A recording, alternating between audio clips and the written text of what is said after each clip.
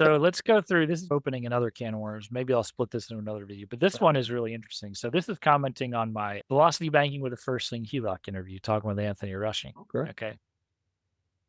And this person says, seems shady. They do not detail the product effectively. This product is high risk.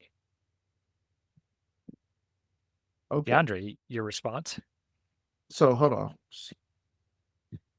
She said that you and it's Anthony on the Yeah, me and Anthony talk about the First Lien HELOC. and that you didn't detail the product effectively Correct. That's what she's saying. between you two? Yeah, that's what she's saying. This product is high risk, Lord. DeAndre. Hey, look, High risk. no one could explain it to her then. I'm not, I don't even. Here's the thing. They do not detail the product effectively. Here we go again, the obsession over irrelevant details. This is a YouTube video. We're trying to give you a general high-level explanation. We're not trying to go into all the details. That would be confusing and misleading. You have to start with the strategy. Yeah. What's the detail they're looking for? That's what I would like to know. And again, they say the product. Wait a minute. We're talking about strategy here. Right. If you focus on the product, you're missing the point. Right? It's like, hey, if I'm getting into real estate investing, that's different from being an architect. The house is the product, but that's not what's important. That's secondary. What's important is the investment strategy. Yes. I don't need to know every detail about home building and architecture, right? I need to know how that house fits into my investment strategy, right? Absolutely. Absolutely. And the other part is when she says this product is high risk. First and foremost, I love it. It's just a dogmatic statement with no justification, that's the most no dogmatic details. statement. But the other thing, and this is something that I always tell people, risk is about knowledge. It's not an independent thing, right? Right. I put a post recently. There was a guy who was talking about, oh yeah, anytime somebody says something bad about 401ks, it's a insurance guy, right? Oh, he's trying to sell an insurance product. I know it's that. And I said, what's funny is I actually have a client who isn't in insurance. And what he does is calls and put options, and he leverages like 45 grand a week.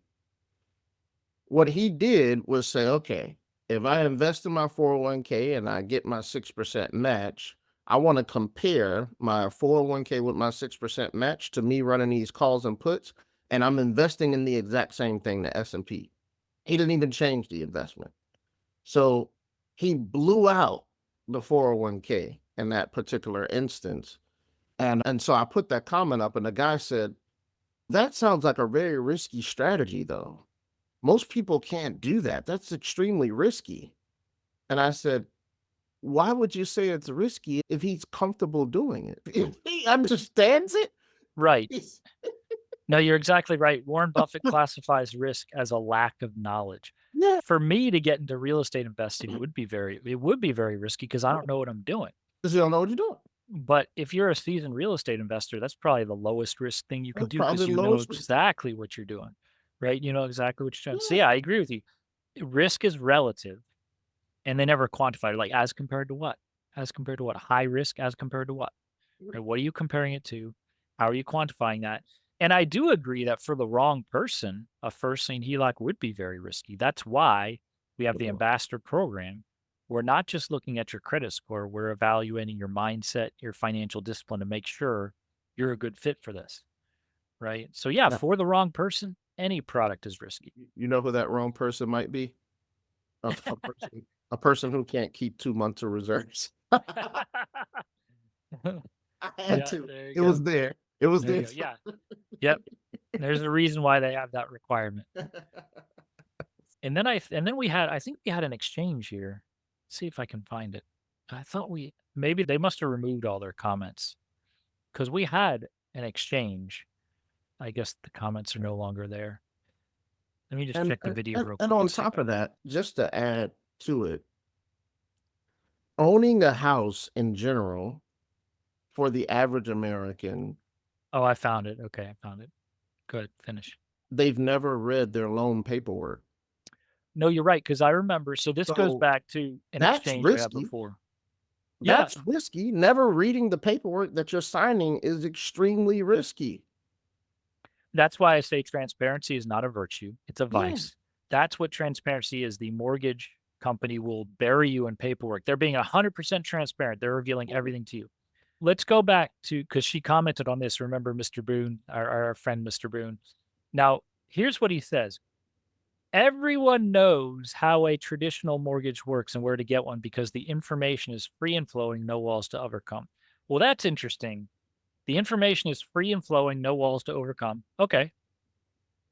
And therefore, everyone knows how a traditional mortgage works. DeAndre, do you think your average person knows how a mortgage works? No, I would probably say maybe 1% or 2% of people know. Yeah, this is exactly the point. Because the information is free and flowing, it confuses people. The information is flowing. It's not free. The point being, when there's a reason why the first lien HELOC lenders and the ambassadors are not just publishing all the information out there. It's not because we're trying to be devious and hide the information. It's because it would be very misleading if we did that. We're trying to educate people on the strategy. If you're asking for these details, it tells me you do not understand the strategy. You're missing the point. And if you want those details, fine. Schedule time with me. We can talk about your specific situation. But as soon as I start publishing details, it creates multiple problems. Number one, those details are never relevant for everyone. There are details that are relevant for your specific situation, but they're not Mhm. relevant for everyone. So it will confuse people and people will self-select out of the process because they'll say, oh, that doesn't apply to me. Yeah, Correct. maybe that specific use case doesn't apply to you. That doesn't mean the strategy doesn't, Right. right? And yeah, it would be irresponsible and confusing and misleading for us to publish all these details. So when you try and bully us into revealing these specific details, it tells me you don't understand the strategy, right? It also tells me you don't value my time and expertise. But that was, yeah, we got that last time. But now Rebecca here, same person, Rebecca Langford 9810 responds the same way, where I didn't give Mr. Boone the information he was looking for. I did the video response and explain why we don't do that. Mhm. And then Rebecca says, if you are aware, share the information. Right. And then again, I sent her the link to what we did. It's like, if you are aware, share the information. Are you aware of what? But it's like, why? Like, what? How are the reams and reams of paperwork that you fill out when you take out a mortgage? How is that helpful to you? Is that information helpful to you? Does that help you understand how a mortgage works?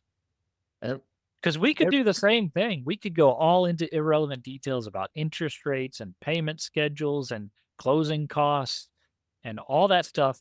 And not only would it be misleading, it would be wrong as soon as we publish it because that stuff changes all the time. all the time. All the time. And it's the overassumption or the overestimation that they really know what they're doing. And I hate to say that, like when people tell me, oh, a mortgage payment is inflation protected. Where did you get that from? Your taxes continue to go up and your taxes are included in your escrow. So when you start using analogies like, oh, it's a variable interest rate on a HELOC. Mhm. Yeah, but wouldn't your taxes spiking create the same effect as a variable interest? Wouldn't they create the same effect? It's because people don't. It's so bothersome that people don't think. Sometimes you get into those spaces where you feel like you ever watch the Benedict Cumberbatch version of Sherlock? No, no. Sherlock, what he does is at times he'll turn to Watson and he's just like, how do you think like that? like, how do you not go beyond this level of thinking? It's so minuscule. And so that premise of give me the details as if the details won't change tomorrow. When you go to your mechanic to get the car fixed, do you want the mechanic to go into all the technical details about what he's doing? No, That would be a waste of your time. No, you you just just need him to he tell just you, here's what's wrong. Here's how I'm going to fix it. Here's what it's going to cost, right? You don't want him to go into all those details. Why? He's doing a service for you by not giving you those details so you don't have to waste your time with it. He'll take care of it, right? So yeah, my question is always, why are you asking for that information? you're If ass. it tells me you're not, it tells me there's something you're missing. You're not understanding, or maybe you're just trying to go around me because you think you can do it yourself. Well, okay, then go do it. Don't waste my time. But the other thing I was going to say is there's a very interesting phenomenon going on here, which is that, and this is true in general, the person you take your anger out on usually ends up being the person who's actually trying to help you. The one person who's actually trying to help you. Because think about it this way, right? People complain about health insurance, and I understand. The health insurance field is, yeah, there's a lot of problems there, right? Mhm. But the guys who set up that system and who run it and who profit from it, you'll never get access to them. And Never. if you ever do meet with people in the medical cartel, they have power over you, so you have to be polite to them, right? I've had doctors giving me condescending, self-righteous lectures, but I can't say anything back to them because I need the prescription they're going to give me. They're holding the keys to this prescription, so they have power over me. They're bureaucrats, and the definition of a bureaucrat, part of the definition is that they cannot be held accountable, right? If you're dependent on you need them, but they don't need you. The cop who pulls you over on the side of the road, who's totally violating your rights, you're not going to take your anger out on him because he has power over you, right? But then when the attorney tries to help you after the fact, you're going to vent to him because he's actually listening. So same thing, like if you're all upset and frustrated with health insurance, you're never going to be able to take your anger out on the people who are actually performing the injustice. You'll probably take your anger out on the health insurance agent who's trying to help Mhm. you navigate. I can't believe these options are terrible. This is horrible. Why am I paying all this money? Right. And the Right. health insurance agent is like, I understand, but I'm just trying to help you find the best Right. option. Yes, there's a lot of problems here. I know these are not great companies. I understand it's expensive, but let me try and help you make the best of a bad situation. Right. It's the Very. same thing here. That's a So good they're point. taking their anger out on us, the very people who are actually trying to help them get access to good information. They're not taking their anger out on the people who are trying to mislead them or hide important information, right? The people who are the most transparent are usually the ones trying to mislead you the most. Ooh. What they're doing is, see, transparency is not a virtue. Discretion is the virtue. When people are being transparent, what they're saying is, I'm going to try and overwhelm you with information, ideally highly technical information that you cannot possibly interpret, to make you conclude that, you know what, this is too complicated for me. I better let the experts handle it. Whereas someone who distills that information as something that a clear, simple message is helping you. They're not misleading you. They're doing the opposite. They're not concealing those details, right? And it's like, hey, if you want those details, Yeah. we can have a consultation. I can share with you all the details you want. It's just if you understand the strategy, I don't know why these details are so important, right? Well, But yeah, it's a very interesting psychological phenomenon. that is a very good point, and that I have never factored in, but it is a succinct point. Oftentimes, I see it in myself too. So I try to control it because yeah, because I've had my frustrations with the medical cartel, but I'm never really able to take my anger out on them. So it's tempting to me to take my anger out on like the natural doctor who's actually trying to help me and who's not part of the insurance cartel because that person is actually listening to me, is giving me their time, and they're not in a position of power over me. They're in a position trying to serve me. So, they're not they're not disrespecting you, and they're not, and you're, yeah, no, because you need to vent. I've had clients vent to me that's too, in and life. Yeah. I understand it. A client, he vented to me. His father-in-law was killed by the medical cartel. He needed a Mm. drug. The doctor would not give it to him. This client happened to be an attorney, so he went to court and filed an injunction, an emergency injunction, and he got the prescription then, but it was like a week later, and by then it was too late. And his father-in-law ended up dying because the doctor would not give him the drug that he needed. And he's Mm. venting to me, not to the doctor. And I understand because the doctor is not going to be around. He's not going to be there to take your criticism, right? Well, He's in a position of power over you. There's nothing you can say to him. He doesn't have to take it, right? Yeah. And this brings up one other point that I was thinking about that probably could be a whole episode in itself. I keep thinking about, now granted, we're talking about a very small percentage of the population, so I want to be clear on this. Most Mhm. people are not like this because we can get a distorted view because the people who are blowing up your comment section do not represent the population. So just want to Right. be clear on it. We're talking about a very small percentage of the population. Okay. Mhm. But the ones that tend to be the loudest. Okay. Mhm. Why do our critics get so angry? Like, why are they so angry over an alternate financial strategy? And here's what I think it is, DeAndre. I think it's Stockholm Syndrome. I don't know if you're Mm. familiar with Stockholm Syndrome. Mhm. Stockholm Syndrome is a psychological phenomenon where someone who's been kidnapped defends his kidnapper. It's a kidnapper. Yeah. Think about people who are in abusive relationships and they defend the person who's abusing them. And they act like, no, it's my fault. It's not the fault of the abuser. It's my fault. Mhm.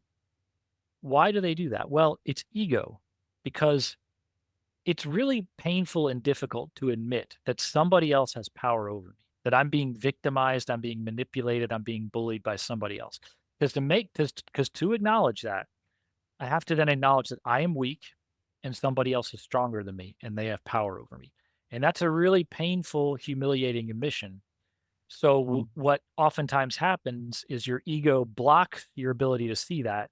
And so you instead pretend like you want what this person is manipulating you into, and you then defend that person quite aggressively. You see it in politics, right? Yeah. The Yeah. people love and adore and defend to the death the very politicians who are taking advantage of them and manipulating them. Okay. So it's the same thing here where our critics attack us viciously because when we start talking about the infinite banking concept as an example, I see it as an opportunity to improve your financial life. For me, it's all positive. But for someone who has ego, they say, oh, you're implying that I don't have control over my capital today. And that offends me. And so Mm. I'm going to defend the very institutions that are holding my capital captive. So I'm going to defend the conventional wisdom because I don't want to admit that I might not have control over my capital. And I'm going to get really angry with you, right? There was a guy, I messaged him on LinkedIn saying, hey, would you like to learn how to get control over your capital? And his response was, what makes you think I don't have control over my capital? I was like, whoa, someone's a little insecure. And that kind of brought the realization home. That's what's going on with our critics. Because to me, it's like, okay, you think financial strategy A is better. I think financial strategy B is better. What's the big deal? We can have a Mhm. disagreement. We can have a conversation. Not a big deal. But again, we're talking about a small percentage of the population, very small. I think it's Stockholm syndrome because we are when by saying you want to become your own banker and get control of your capital, we are implying that your capital is being held hostage by the banks, the Wall Street financial institutions, all that, right? But if you don't have ego, that's a positive thing, right? Like when the coach challenges you to get better as an athlete, why would you take that as a negative? Yeah. He's not telling you you're a piece of trash. He's saying, hey, I'm challenging you to get better. You can get better. When do great athletes stop having a coach? Never. They're never going to say, oh, I got it figured out. Yep, I'm the best. Michael Jordan always had a coach. Peyton Manning always had a coach. I'm sure they weren't offended when their coach told them, hey, you need to be doing this better. You didn't make that read. They don't get offended. They see it as an opportunity to improve, right? That, my friend, is one of the best statements I've heard.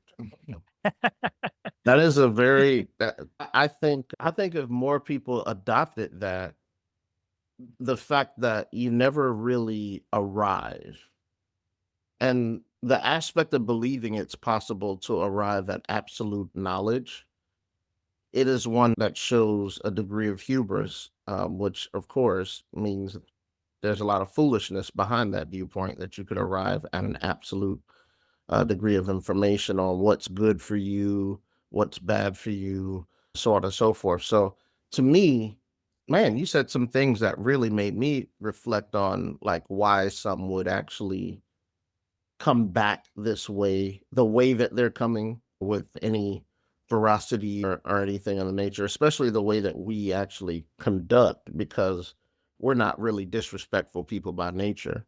In fact, I'm a person who laughs a lot. That's I'm a person who's smiling the whole time. But to see that people really feel so strongly, which is something I've never understood about a particular decision, because you can only do you can only do what you have a knowledge of at a specific time.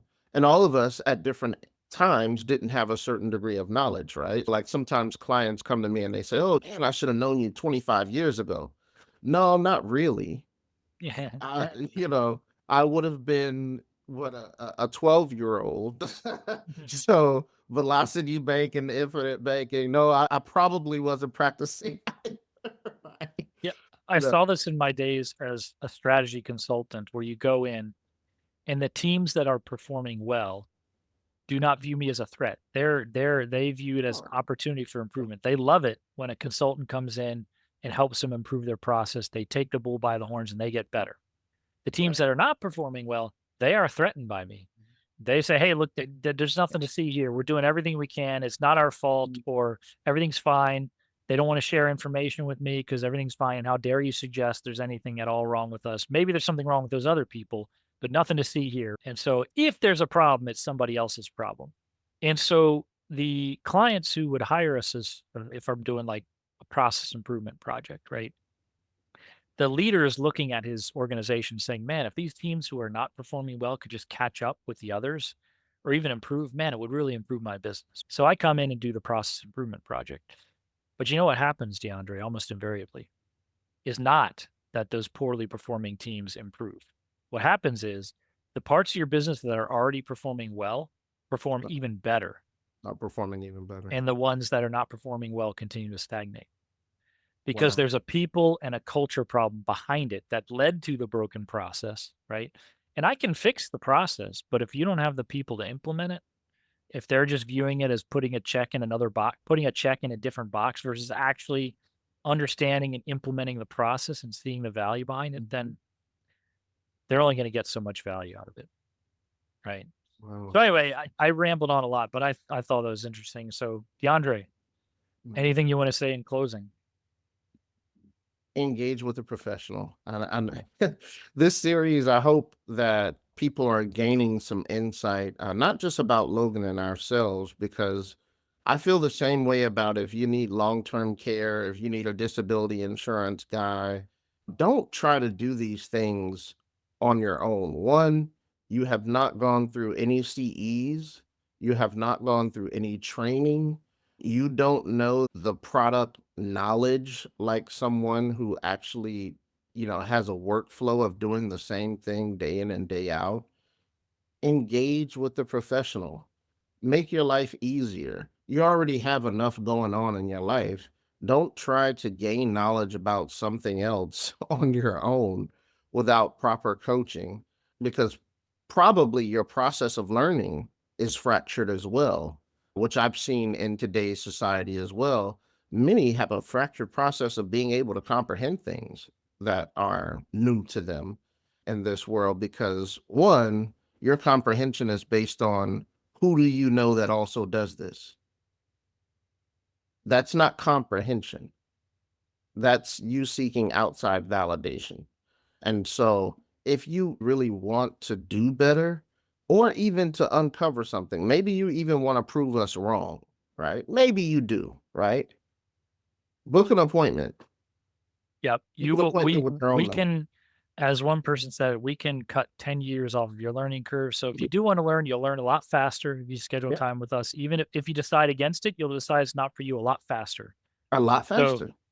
DeAndre, thanks so much for your time. This has been great. Really appreciate it. Always a blast, man. Appreciate you, man. And